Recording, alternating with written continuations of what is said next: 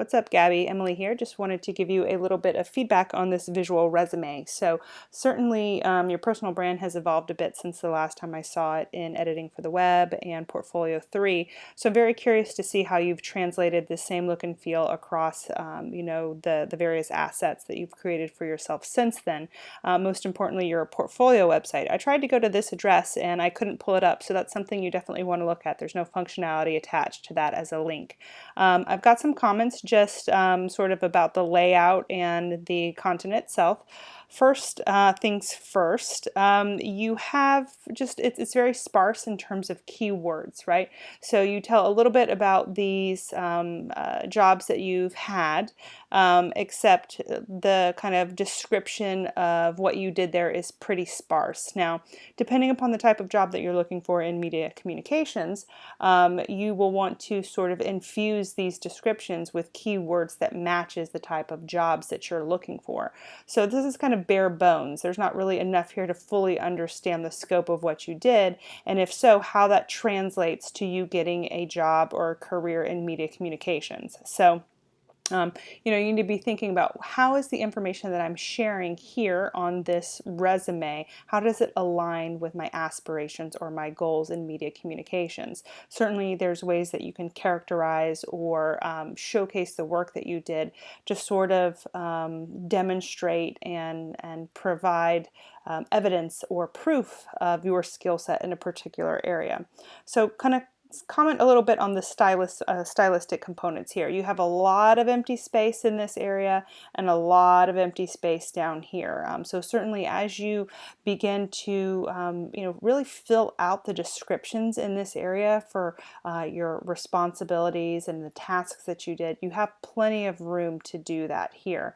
Also, I can see that you're using sort of the lowercase, versions of letters. That doesn't really work well here with your headings. It just kind of looks unfinished and not as purposeful as it does in the logo aspect that we see here. Additionally, the spacing is kind of off in these elements. I know that's something that we spoke about, but so between this job and this job, there's quite a bit of space, less here, and then a lot of space again here. You want to stay away from kind of alternate alignment. So here you have everything aligned to the left and then all of this is aligned to the right. So that looks kind of pretty scattered, like everything's pretty sparse there on the page. Kind of scrolling down, wondering about what this space is between these elements here. And kind of, again, want you to think about, what are my goals in getting a job and how can I make sure that my resume can be customized to highlight skills and aptitudes in that area. I'd go ahead and I would spell out Bachelor of Science in Media Communications. It's not media and communications, so up here you might want to change this as well, because if you're going off the kind of the name of the degree, it's just media communications, not media and communications. And Full Sail is two separate words, right? And then you would do comma Orlando, Florida listed there. Curious as to why this is bold and nothing else is bold. These are a few tips. I'd like to see a revision of this, obviously before the end of the course. It's very important that you go into Portfolio 7 with Kevin and your few remaining classes with as strong a resume as possible. Oh, and one more thing that I noticed here, introduced, I'm sure you mean to say customers, but what you say here is costumers. So, make sure, that's something that spell check isn't going to catch, because costumers is a word. It's just misused in this case.